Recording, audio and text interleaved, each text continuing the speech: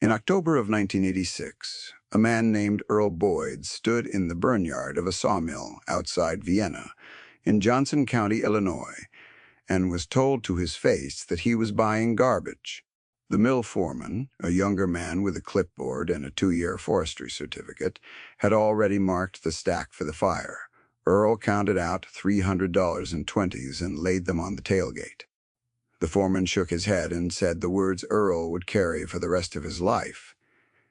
He said, "You are paying me to haul off my trash, old man, and I am letting you."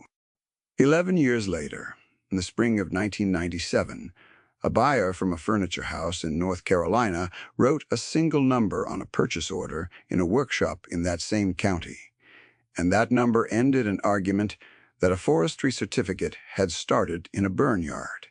This is the story of the years between those two moments and of a pile of walnut nobody else could see.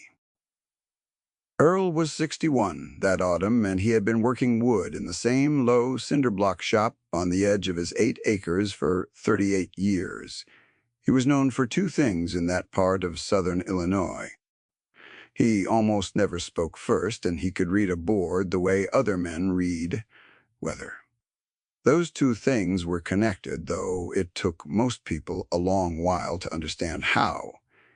He did not talk because he was busy looking. He had learned to look from his grandfather, a German immigrant named Otto, who had built wagon beds and church pews and coffins in the bottomland along the Cache River. And Otto had left him exactly one thing of value, a thin leather notebook with a cracked spine. Most of the entries were about wood. Some of them were about patience, which Otto seemed to think was the same subject. Let me tell you about that pile, because everything else turns on it. The mill had taken in a stand of black walnut, felled off a played-out farm to the north. The logs had come in butt-rotted and stained, and worse than that, they had a long gray streak running through the heartwood that the foreman called rot and condemned on sight. To a man trained to grade lumber by the clean uniform board, gray meant defect. Defect meant cull, and cull meant the burn pile. He was not a bad man.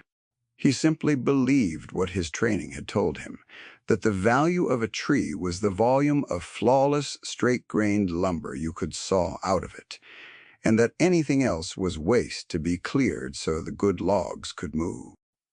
Earl saw something else. He had knelt at that pile for the better part of an hour while the foreman lost patience, and he had run his thumb along the end grain of a dozen slabs, and he had seen that the gray streak was not rot at all. It was figure. It was the dark mineral staining and the wild interlocked grain that walnut throws when a tree has been stressed for years, drought-stressed and crowded and wind-shaken, and it ran in feathered curls and pooled shadows that no plantation tree would ever grow. The foreman saw rot. Earl saw the inside of a piano lid, a tabletop, a panel for a chest that would outlive everyone standing in that yard. Dat. He had known it within the first minute, the way you know a face, but he had stayed kneeling another hour anyway, because Otto's notebook had a line about that, too. "Never let a man see you want a thing," the old hand had written, "or the thing will cost you what your wanting is worth." So Earl had moved down the pile, slow and doubtful, sucking his teeth, lifting a slab and letting it drop with a grunt that said disappointment, turning each one to the gray October light and frowning as though the figure pained him. He licked his thumb and pressed it to the end grain of the largest slab and watched the wet darken the wood, and there it was, the chatoyance rising up out of the dull surface like a fish turning under the skin of a pond, the light rolling sideways as he tilted it. He set it down with a sigh he did not feel. The foreman, watching, read the sigh as a man talking himself out of a bad purchase. It was the first transaction of the day in which the trained eye saw exactly the opposite of the truth. What the foreman could not have known is that walnut lays its wealth down in adversity. A tree on good bottomland, fed and spaced and never troubled, grows fast and straight and pale and even, and it saws into clean uniform boards a kiln can cook in a week. And those boards are worth what fence boards are worth. A tree that has been crowded and starved and bent by 30 bad seasons fights for every ring. It grows slow. It pulls minerals up out of poor ground and lays them down in streaks. It twists its fibers around old wounds and around the pull of a lean-it, spent decades resisting. And all of that struggle, every drought year and every wind that nearly took it, gets written into the grain as figure. The thing that ruins a tree as lumber is the same thing that makes it beautiful as wood. Earl had learned that distinction at his grandfather's bench before he was 10 years old. The foreman had been taught in 2 years, and a certificate to grade it all the same way by the board foot of clear, straight stock, and to call the rest of it coal. If you have ever bought something for almost nothing that other people walked past, you know the particular silence of that moment. Tell me about it sometime. For now, let me take you back to the beginning, because the $300 was the easy part. He loaded 41 slabs into his truck and onto a borrowed flatbed 2 trips, and he stickered them in his lean-to the way Otto's notebook told him to. Stickering is a plain thing. You lay thin strips of dry wood between each slab so air can move through the stack, and you weight the top, and then you do the hardest thing a woodworker ever does. You wait. Walnut, that thick 4/4 and 5/4 and a few monstrous 8/4 slabs, nearly 3 inches through, does not dry on anyone's schedule. The rule Otto had written and underlined twice was 1 year of air drying for every inch of thickness, and not 1 day less, or the wood will check and cup and make a liar out of you. Earl did the arithmetic in his head and knew that the thickest of those slabs would not be ready to work until he was nearly 64 years old. He stacked them anyway. The stickering took him 3 full days, and he did it the way Otto had shown him, which was the way a man does a thing he means to live with. The stickers themselves had to be bone dry, milled to a uniform thickness so the stack would not press a permanent wave into the boards, and spaced close enough that no slab could sag between them across a wet winter. He spaced his at 16 inches and squared every row with a framing square so air could run down every channel without a single dead pocket where mold could start. He set the whole stack up off the dirt floor on locust beams that would not rot, and he canted the lean-to roof so weather ran off the back, and he hung an old bed sheet over the open end to break the wind, because wood dried too fast on its sunny face and too slow on its shaded one will cup as surely as wood dried wrong any other way. Then he laid 4 concrete blocks on the topmost slab, 80 pounds of dead weight, to hold the stack flat against its own urge to twist, and he stood back and looked at $300 of condemned walnut, arranged like something in a museum. And he was satisfied. A neighbor who stopped by for a trailer hitch looked at it and asked him what he was going to do with all that rotten wood. Earl said, "Wait." The neighbor laughed and took his hitch and left, and that was the second time, though it did not count, because the man did not mean it as a verdict the way the foreman had and the way Dale would. His granddaughter Nell thought he had lost his mind.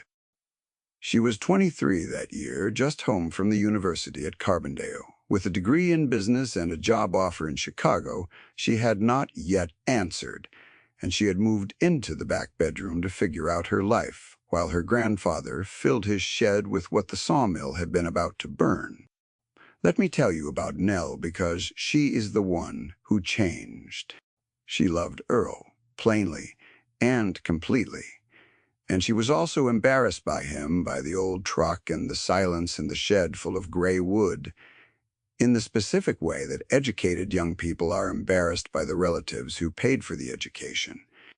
She had taken a class in inventory accounting. She knew what dead stock was. She looked at 41 slabs that would tie up her grandfather's shed for 3 years, and she saw a man making an emotional decision with money he did not have. She told him so gently at the kitchen table one night in November. She said the wood was money sitting still that he could buy, finished, lumber graded and kiln-dried and ready to use, that the time he would lose waiting was worth more than the wood would ever be. She had a spreadsheet. She actually had it printed out, columns for opportunity cost and carrying cost, and the interest he was not earning. Earl listened to all of it, the way he listened to everything, without interrupting, turning a small offcut of the gray walnut over and over in his hands. When she finished, he set the offcut down on her printout, grain side up. So the lamp caught the figure in it, and he said only, "The spreadsheet cannot see this." Then he went to bed. Nell sat there a long time looking at the wood on her numbers. She had built the spreadsheet carefully, the way she built everything, and she was proud of it, in a way she would later find painful to remember. She had pulled the $300 forward at 8% compounded the going rate that year, and run it out 3 years, and set beside it the shed space the slabs would occupy, and the finished kiln-dried walnut he could have bought for working money today. And she had a bottom-line figure, with a minus sign in front of it that she believed settled the question. To her, it was not cruelty. It was love expressed in the only language her education had given her, the language of carrying cost and present value, and she had stayed up 2 nights getting the formulas right because she thought she was saving him from himself. She had even softened the delivery, she thought, by calling it a conversation instead of a presentation, by pouring him coffee first, by waiting until the supper dishes were done. What undid her was that he did not argue. She had braced for an argument, had answers ready for every objection she expected, and instead he turned that little offcut in his fingers the whole time she talked, his thumb moving across the grain in a slow circle she would only understand years later as the same motion he had used in the barnyard. The craftsman's way of listening to wood with his hands while his ears listened to her. When she ran out of words, he laid the offcut on the page where the minus sign was, and the lamp caught the figure, that small, swimming gray and violet light, and it sat there on top of her arithmetic like an answer to a question she had not known how to ask. The spreadsheet cannot see this. 4 words. Where word. He climbed the stairs slow, his knees bad already, and Pitch followed him up, and Nell sat alone in the kitchen, with the offcut on her numbers, and turned the lamp so the figure moved, and moved again, and she did not have a column for what she was looking at. There was a dog in that shop, a stocky brindle named Pitch, who had wandered up the county road 3 winters earlier and never left. Pitch slept on a folded horse blanket beside the stickered stack as though he had been assigned to guard it, and he followed Earl from bench to lumber pile and back all day. And he is part of this story, whether he meant to be or not.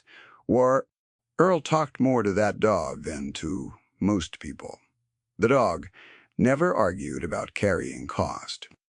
The man who did argue season after season was a fellow named Dale Pruitt, who farmed 200 acres of corn and beans a mile east, and who fancied himself Earl's friend and his better in roughly equal measure. Esprit Dale was the foil to everything Earl was. He had bought into the whole confident machine of modern agriculture with both hands, and in those same years he was leveraging himself into a new self-propelled sprayer, and a combine with a cab nicer than his living room, financing it all against the rising ground prices of the middle 80s. Let me tell you about Dale, honestly, because the easy thing would be to make him a fool, and he was not one. He was hard-working and generous and genuinely good at the thing he had been taught to do. He just believed, the way the foreman believed, that the future belonged to scale and speed and the newest equipment, and that a man whittling at gray slabs in a cinder-block shed was a pleasant relic, soon to be priced out of existence. Dale put it to Earl directly one Sunday, leaning on the shed door with a cold bottle sweating in his hand. He looked at the stack of walnut, and he laughed, not cruelly, and he said, "Earl, that is a hobby, and hobbies are what a man does after he has made his money, not instead." There was the word hobby, the first of the 3 times it would be said to Earl's face by a man who meant it. Earl wiped a chisel and did not answer. Dale meant it kindly. That was what made it land. Dale stayed an hour that Sunday, the way he always did, and he talked about the new sprayer he had on order, $90-some thousand of it, a machine that could cover in a morning what his father had covered in a week, and his eyes shone when he described it the way Earl's eyes shone over a board with good figure. He was not bragging. He was a man in love with his work and certain of its direction, and he believed, sincerely and with his whole chest, that the future was a straight line pointing up and to the right, more acres and bigger machines and tighter margins made up on volume. He told Earl that the little operators were finished, that you either got big or you got out, that he had heard it at every meeting and read it in every farm paper and seen it proved true in every neighbor who had sold out to the men who scaled. He said all of this kindly, leaning on the door of a shed full of wood he thought was firewood, to a man he genuinely liked and quietly pitied. Earl listened and wiped his chisel and said the truest thing he said all year. He said, "Big is just one bet made a lot of times." Dale laughed and finished his bottle and did not hear it, and drove home in a truck worth more than Earl's whole 8 acres. Let me tell you what those 3 years actually held, because waiting is not nothing. While the walnut dried, Earl worked his ordinary jobs, the screen doors and the toy boxes and the kitchen cabinets that paid the property tax, and every few weeks he walked the stickered stack with a small brass moisture meter, an old thing of Otto's that he trusted more than he trusted most men, and he wrote the readings in the back of the notebook in his own hand below his grandfather's 28%. 22, 16. The numbers came down slow as the seasons turned, and that slowness was the whole point. Air drying lets the wood release its water at the speed the cell walls can stand, so the board comes to rest in equilibrium with the air, instead of being cooked rigid in a week. A kiln is faster.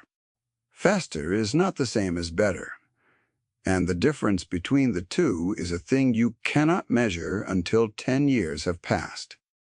He explained it to Nell once, the only time he came close to a speech, and even then it was 4 sentences across the width of a board. A kiln drives the water out with heat, he said, and it works, and a kiln-dried board is a good, honest board for most things a man builds. But heat sets a stress into the wood, a memory of being hurried, and on a wide panel that has to stay flat and quiet. For 100 years that hurried memory will one day move. Air-dried wood has no such memory. It came to rest on its own time, the way a thing settles when nobody is rushing it, and it stays where you put it.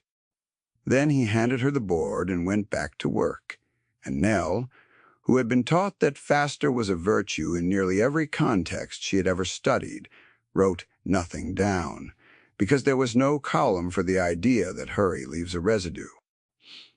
Nell did not go to Chicago. She told herself it was temporary, that she was helping her grandfather get organized, that she would answer the author in the spring. Spring came, and she let it pass.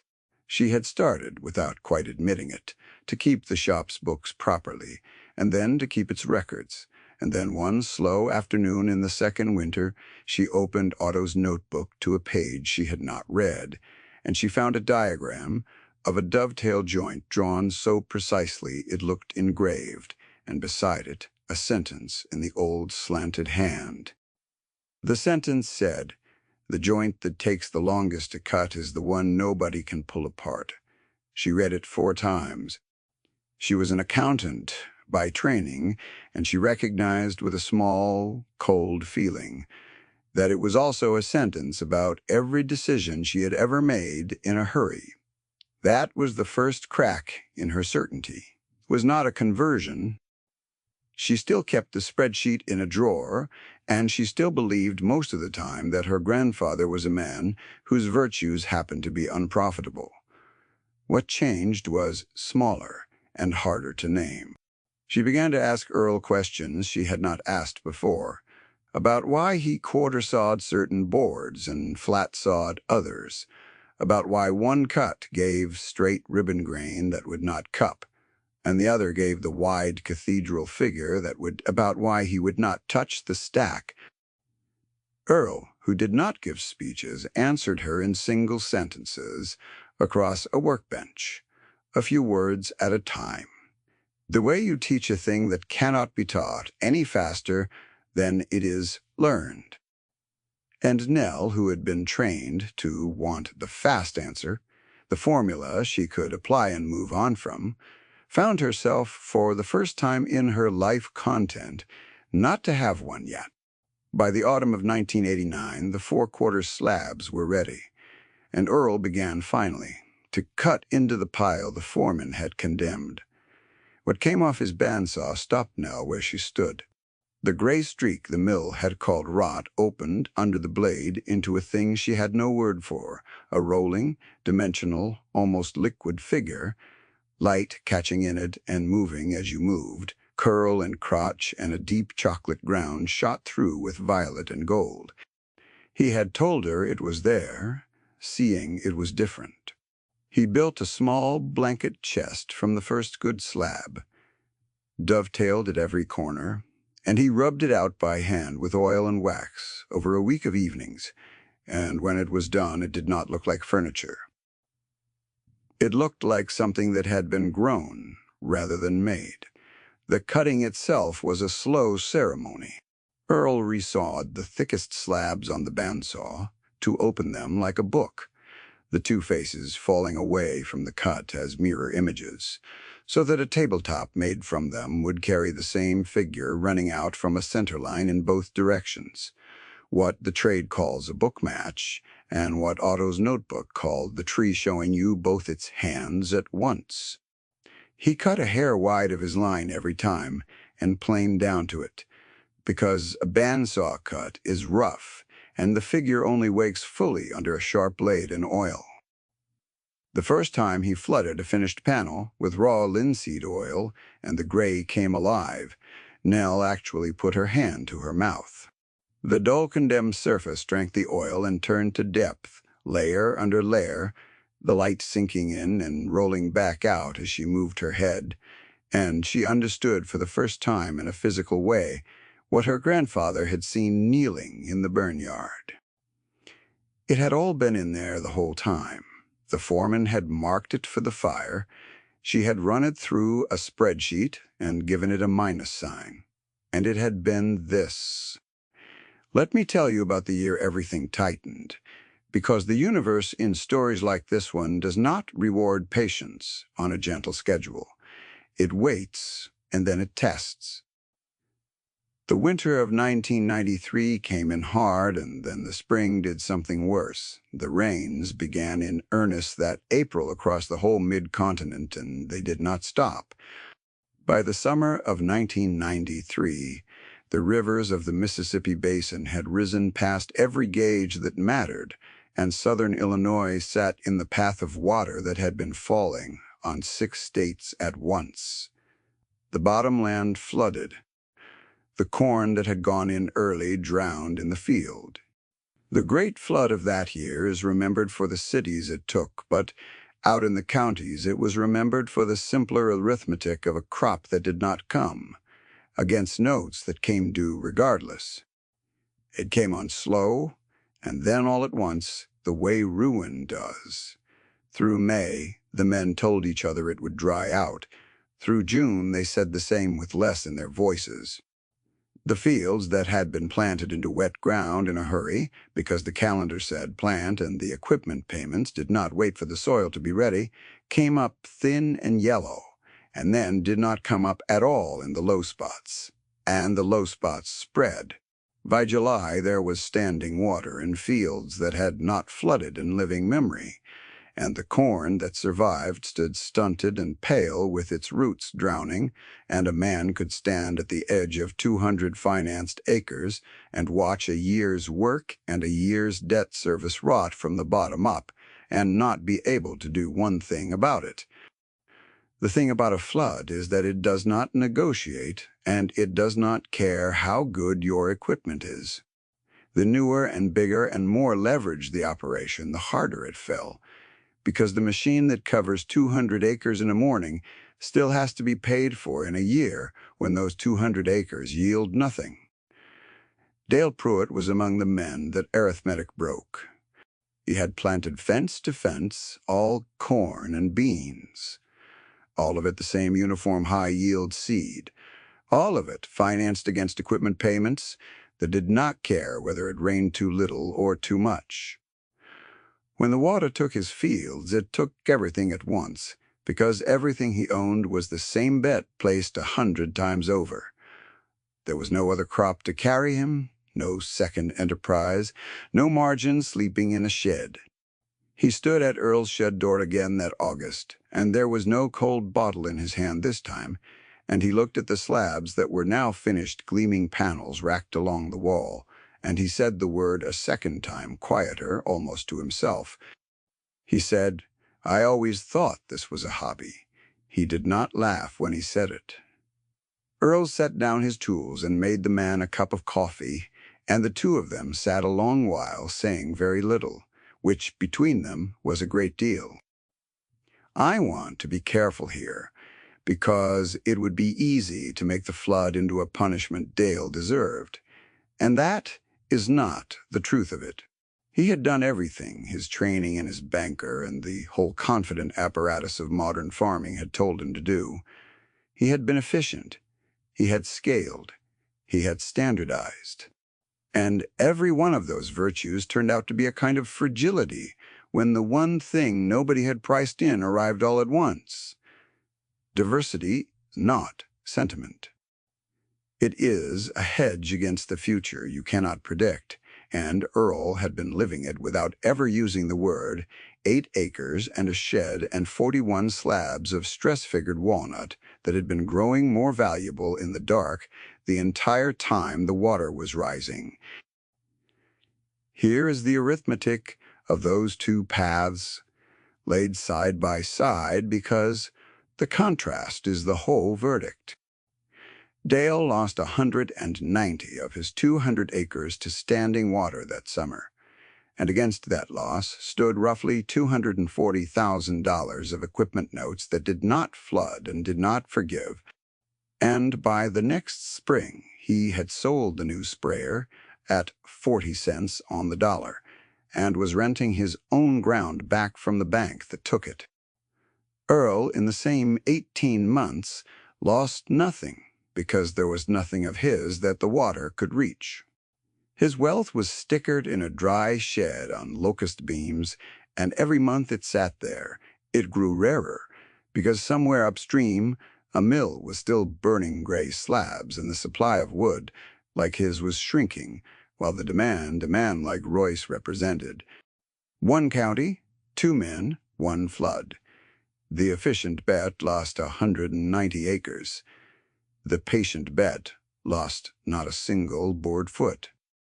Nell understood it then, completely standing in the shed doorway, watching two old men drink coffee in the wreck of a county.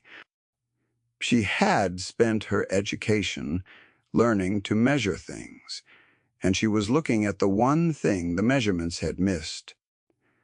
She went back into the house, and she took the spreadsheet out of the drawer, and she did not throw it away, because she was not a fool either, but she wrote a new line at the bottom of it in pencil, a line with no number in it, and the line said, "Then she did the thing that decided the rest of her life." She told her grandfather she wanted to learn to cut a dovetail.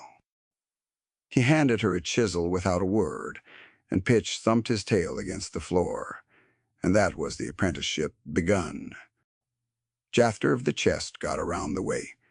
Good work does in a place where people still notice things, slowly, and then all at once.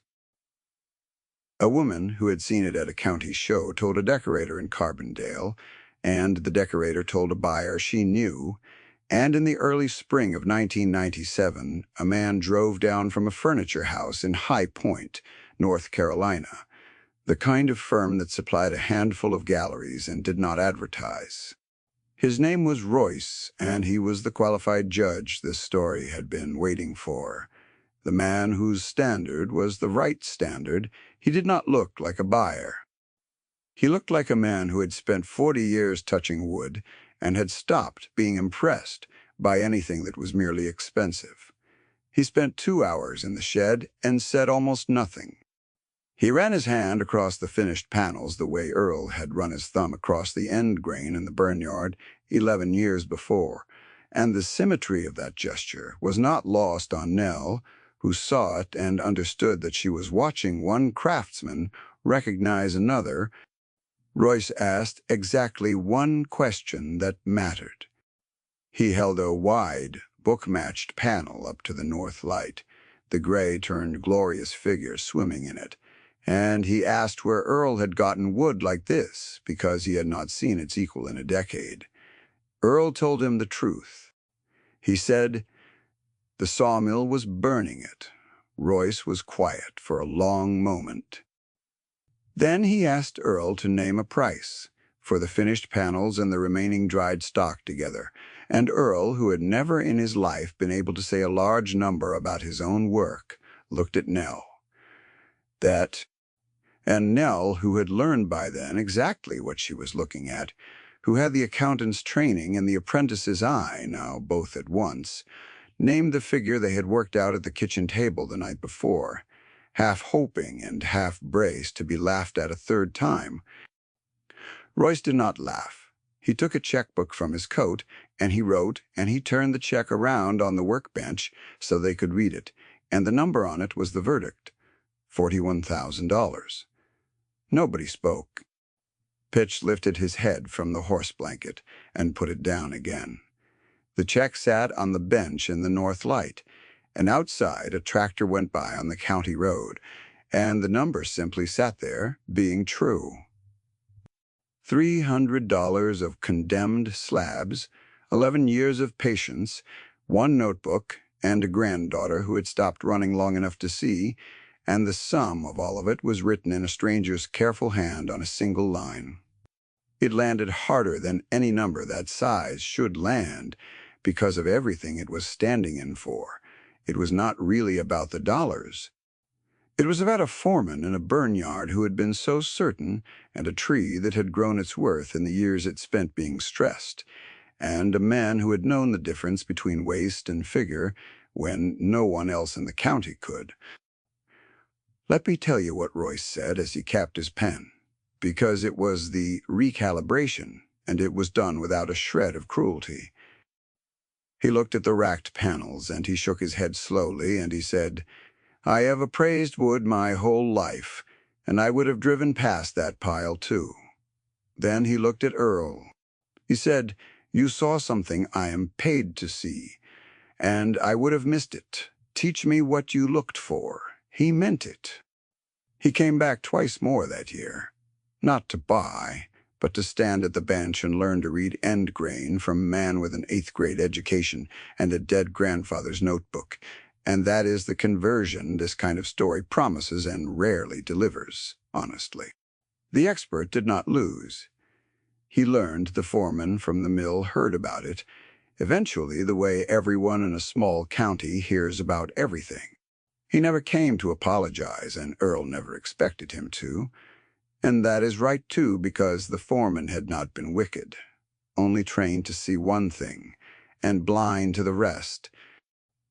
The gray streak he had condemned was the exact feature that made the wood worth 130 times what Earl had paid for it. He had been looking at a defect his whole career. He had never once been taught it was a gift. The money did not change Earl, which disappointed several people who wanted a story about a man buying a new truck. He paid the property tax forward 5 years. He put a new roof on the shed and a better bandsaw under it, and he banked the rest in Nell's name without telling her until it was done. He refused 2 offers to scale up, one from a gallery that wanted 12 chests a year and one from a man who wanted to license his name, and he refused them for the same reason he had stickered the stack and waited 3 years. He knew exactly how much work 8 acres and 1 pair of hands and 1 apprentice could do well, and he knew that the moment he made more than that, he would be making something else. He did the thing the foreman could never have understood. He stayed small on purpose. What he did do was teach. By the early 2000s, there were 4 young people who came through that shop, learning to sticker and to wait and to read a board, and Nell ran the books and the bench both, and never did answer the Chicago offer, which had long since expired and which she had long since stopped regretting. Otto's notebook sat on a shelf above the workbench in a glass case Earl built for it, open most days to the page about the dovetail that nobody can pull apart, and the new ones read it the way Nell had, 4 times, before they understood it was about more than a joint.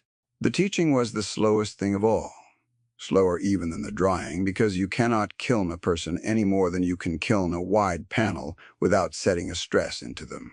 The 4 who came were not all suited to it. 2 drifted away inside a year, hungry for work that paid this week. The 2 who stayed were the ones who could sit still, who did not mind that the first 6 months were nothing but sharpening and sweeping and learning to hear the difference between a clean cut and a torn one. Earl taught them the way Otto had taught him, which was mostly by standing beside them and saying very little and letting their hands learn what their heads could not be told. He showed them how to read the end grain of a fresh slab for the figure sleeping inside it, the trick he had used in the burnyard, and he made each of them buy their first board with their own money so they would feel the weight of choosing wrong. He sold them seconds at cost, and he gave them the rule about 1 year per inch, and he made them write it in the front of a notebook of their own, in their own hand, because a thing you copy out by hand you are more likely to keep. One of those 2 was a boy named Cole, from a failed dairy family 2 townships over, 16 when he started, and he is the one who has the shop now, because Nell's own children took the land in other directions, and that was all right with her. The chain held.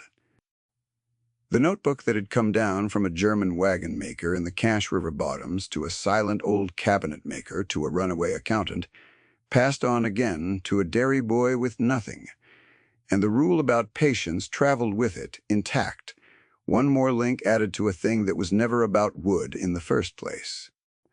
Earl Boyd died in the winter of 2008 in his sleep in the farmhouse at 83. Nell found Pitch's successor, a younger brindle she had named Otto, without irony, lying across the threshold of the shed the next morning, as though something needed guarding still. She kept the shop. She kept the notebook. She kept the rule about 1 year per inch, and she taught it to her own children, who could quarter saw a board before they could drive. Let me tell you the thing this story has been trying to say, plainly, now that the rest of it is told. There are two ways to know the world. One is wide and fast and confident, and it measures what is easy to measure and calls the rest of it waste. It builds the spreadsheet and grades the lumber and marks the pile for the fire. And it is right about a great many things. Right up until the day the water rises or the figure opens under the blade, and it turns out the world was carrying value. The other way is narrow and slow and quiet. It kneels at the pile for an hour. It runs a thumb along the end grain. Send. It waits 1 year for every inch, and it does not explain itself, because the explanation is in the wood, and the wood takes a decade to speak. A foreman saw $300 of trash. A flood saw a county full of identical bets and took them all. A buyer from Carolina saw $41,000 and the best walnut he had touched in 10 years. And an old man with his grandfather's notebook saw, in a burning pile of gray slabs, the one thing none of them could. He did not see lumber. He saw time lying in the grain, waiting for someone patient enough to let it out. The grain remembers what the storm did. The patient hand is the only one that ever gets to read it.